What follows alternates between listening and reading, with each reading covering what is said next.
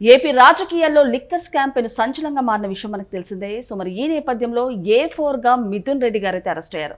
So ఈ క్రమంలో మిథున్ రెడ్డి గారి అరెస్ట్ తర్వాత సజ్జల రామకృష్ణారెడ్డి గారు కొన్ని సంచలనమైన వ్యాఖ్యలు చేశారు. మరి దీని గురించి డిస్కస్ చేయడానికి మనతో పాటు డాక్టర్ దుర్గా వడ్లమాని గారు ఇప్పుడు మనతో ఉన్నారు. నమస్తే మేడం. నమస్తే అండి మేడం, మరి ఏపీ రాజకీయాల్లో లిక్కర్ స్కామ్ ఎంత పెద్ద సంచలనంగా మారిందో మనందరికి తెలిసిందే. సో ఇప్పుడు మొన్న చూసుకుంటే టోటల్గా 11 మంది అయితే అరెస్ట్ అయ్యారు. 12వ మెంబర్గా మిథున్ రెడ్డి గారు అరెస్ట్ అయ్యారని చెప్పొచ్చు.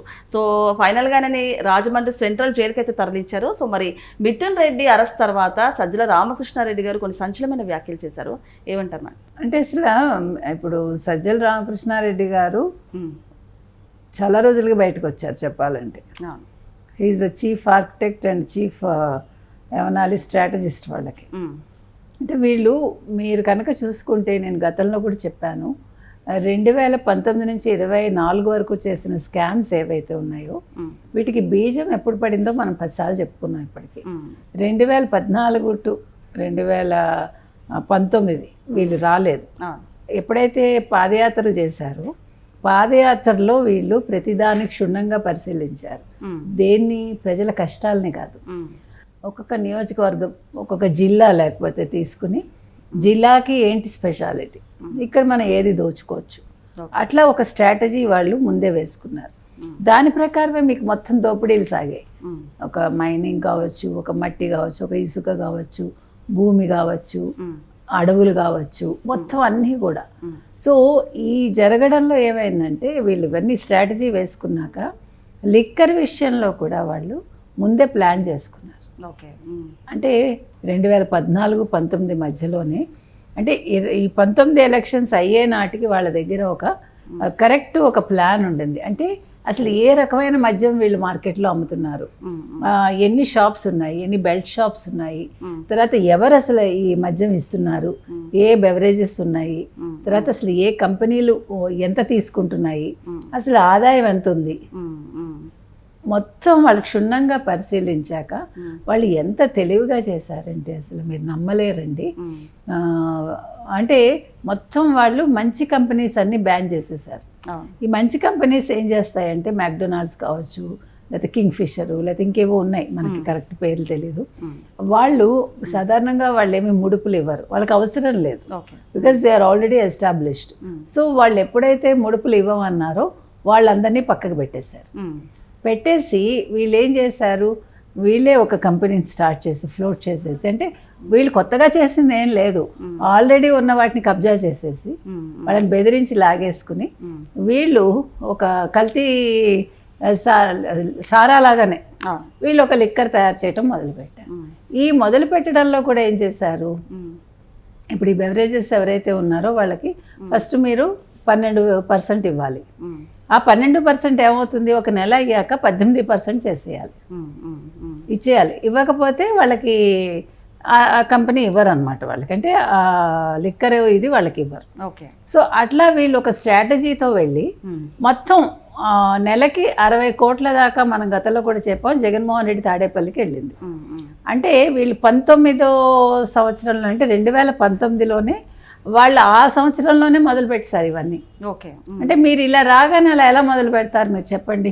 మీరు మేలో వచ్చారు అనుకుందాము, అవునా, లేదా ఏప్రిల్లో వచ్చారు, రాగానే మీరు ఇంత సిండికేట్ చేసేయగలరా? అన్లెస్ అంటే మీరు ముందు ప్లాన్ చేసుకుని ముందు దానికి ఒక స్కెచ్ వేసుకుని మొత్తం అంతా ఎవరెవరిని పెట్టాలి, ఎవరెవరైతే మనకు అనుకూలంగా ఉంటారు, ఎవరి వల్ల అయితే మనం అక్రమాలు చేయొచ్చు, ఎవరి వల్ల అయితే మనకి ఇందులో ముడుపులు వస్తాయి, ఇవన్నీ చూసుకున్నారు. అంటే ఇదంతా కూడా స్ట్రాటజీ. మీకు స్ట్రాటజిస్ట్గా చెప్పాలి అంటే సజ్జల. ఈ సజ్జలతో పాటు వీళ్ళు రాజకేశ్ రెడ్డిని తీసుకున్నారు, తర్వాత మిథున్ రెడ్డి, పెద్దిరెడ్డి, ఇలా మొత్తం అందరూ అన్ని పెద్ద తలకాయలు, విజయసాయి రెడ్డి ముఖ్యంగా. అసలు మద్యం పాలసీ డిసైడ్ అయిందే వాళ్ళ ఇంట్లో. 3 సార్లు వాళ్ళ మీటింగ్లో అయితే 3 సార్లు ఈయన ఉన్నారు. ఉండడమే కాకుండా 100 కోట్లు ఐ థింక్ శ్రీధర్ రెడ్డికిను, ఇంకో 60 కోట్లు ఎవరికి అప్పిప్పించాడు ఆయన మధ్యవర్తిగా ఉండి. అంటే నాకేమీ తెలీదు ఈరోజు అంటున్నారంటే ఇవాళ విజయసాయి రెడ్డి తెలివిగా బయటకు వచ్చాడా, లేకపోతే జగన్మోహన్ రెడ్డి ఈయన కుమ్మక్కయ్యాక ఆయన బయటకు వచ్చారా, ఇది తేలాలి. ఓకే. అంటే తన్ని సేఫ్ చేసుకోవడమే కాకుండా జగన్మోహన్ రెడ్డిని సేఫ్ చేయడానికి బయటకు వచ్చాడా.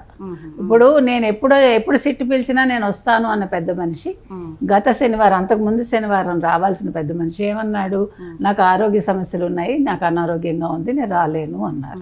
అలాగే ఒక కర్మకి సంబంధించిన పోస్ట్ చేశాడు.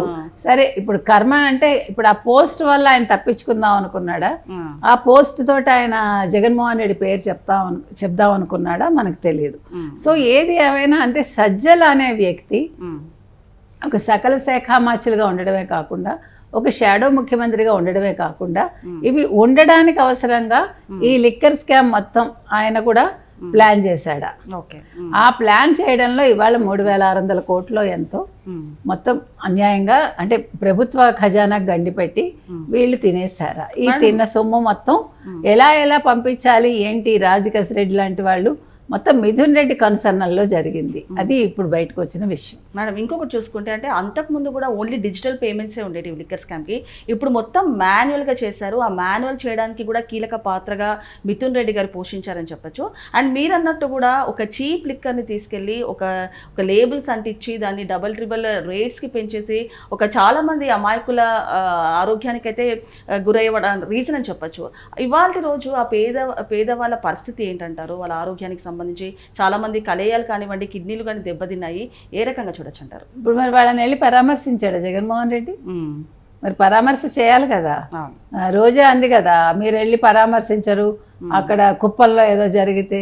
మరి జగన్మోహన్ రెడ్డి ఇప్పుడు 30,000 మంది దాకా చచ్చిపోతే ఈ అక్రమంగా అంటే ఈ ఇలిసిట్ ఇది తాగి లిక్కర్ తాగి మరి వెళ్ళి పరామర్శించాలి కదా.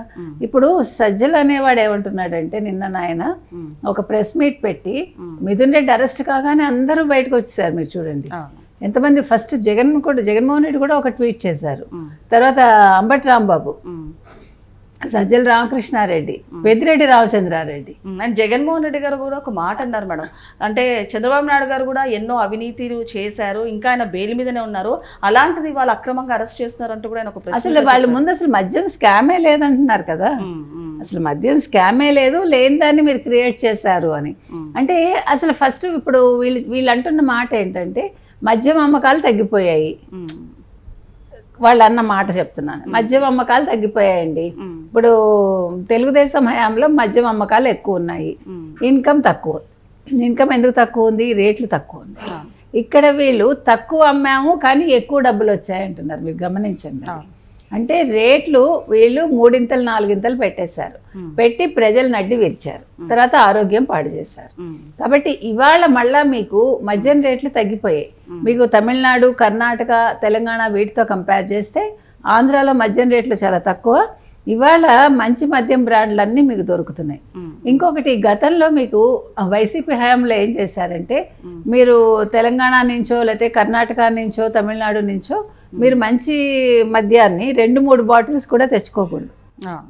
ఇక్కడ మీరు గమనించాల్సిన ఒక పాయింట్ ఏంటంటే ముఖ్యమైన పాయింట్, 2 బాటిల్స్ మద్యం తెచ్చుకోవటానికి కుదరదు కానీ పోలీసులు మీకు అడ్డుంటారు, అక్కడ అంటే వాళ్ళు అడ్డుకుంటారు, కానీ డబ్బులు మాత్రం తెచ్చేసుకోవచ్చు. అక్కడ ఎవడు అడ్డుకోడు. ఈ లిక్కర్ స్కామ్ లో వచ్చిన డబ్బు మాత్రం రోజు కోట్లు మాత్రం తరలించేశారు. అంటే చూడండి, ఒక 2 బాటిల్స్ వాళ్ళు తెచ్చారనుకోండి, ప్రజలకు అది అలవాటు అయింది అనుకోండి, ఈ బాటిల్ తాగరు కదా. అంటే ఎంత దారుణం చూడండి మీరు. ఇప్పుడు అలా ఏం లేదు. ఇవాళ మీకు కర్ణాటక వాళ్ళకి ఇవాళ మధ్యలో వాళ్ళకి ఏమంటారు ఇన్కమ్ తగ్గిపోయింది. ఎందుకో తెలుసా మీకు?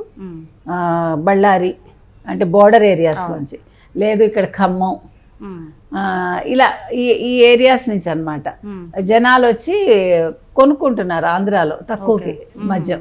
దానికి ఏం అబ్జెక్షన్ లేదు. మీకు అర్థమైందా? ఇప్పుడు ఆంధ్రాలో మద్యం రేట్లు తగ్గాయి, అమ్మకాలు పెరిగాయి. అప్పుడు రేట్లు పెరిగాయి, అమ్మకాలు తగ్గాయి, కానీ మీకు ఇన్కమ్ చాలా ఎక్కువ ఉంది. సో ఇవాళ వీళ్ళు అనేది ఏంటంటే ఏముంది, మీరు అరెస్ట్ చేస్తే 50-60 రోజులు మళ్ళీ వచ్చేస్తారు. ఇప్పుడు జగన్మోహన్ రెడ్డి అంత పెద్ద ఆర్థిక నేరం చేస్తేనే ఆయన ఇవాళ హ్యాపీగా 12 ఏళ్ళుగా పాప 6 జడ్జీలు మారిపోయారు. అసలు అది మళ్ళా ట్రయల్ మళ్ళా మొదలవుతుంది. కాబట్టి అంటే రెడ్డొచ్చి మొదలాడు అనే దానికి తార్కాణం అది. అందుకని వాళ్ళు చాలా ధీమాగా ఉన్నారు. కానీ ఈ ధీమాని మాత్రం ఈసారి వీళ్ళు ఎవరు ఆంధ్రప్రదేశ్ ప్రభుత్వం కావచ్చు, లేకపోతే పోలీస్ శాఖ కావచ్చు, ఈడీ కావచ్చు, సిట్ కావచ్చు, కేంద్రం కావచ్చు, అట్లా వదిలేయడానికి వీల్లేదండి. నేను నంబటి రాంబాబు అంటాడు సిట్ అంటే ఏమీ లేదు, చంద్రబాబు నాయుడు గారు సిట్ అంటే సిట్టేట, అది ఆయన చెప్తున్న మాట. మరి అంటే వీళ్ళ హయాంలో వీళ్ళు అలా తయారు చేశారు ఈ వ్యవస్థలన్నింటినీ, కానీ ఇప్పుడు వ్యవస్థలు అలా లేవు. అది అంబటి రాంబాబుకి అర్థం అవ్వట్లేదు. కాబట్టి నా ఉద్దేశం అయితే అసలు ఇలా మాట్లాడే అవకాశాన్ని అపోజిషన్కి ఎందుకు ఇస్తోంది కోర్టు? ఎందుకంటే ఇవాళ కోర్టులను వాళ్ళు పరిహసిస్తున్నారు. ఒక సిట్ లాంటి ఒక ఉన్నత దీన్ని వాళ్ళు అపహాస్యం చేస్తున్నారు. సో మరి దీని మీద దృష్టి పెట్టాలండి.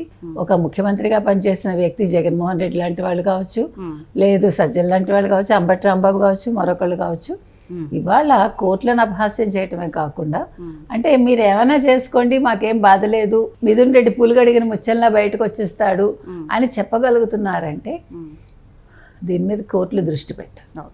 Okay madam, thank you.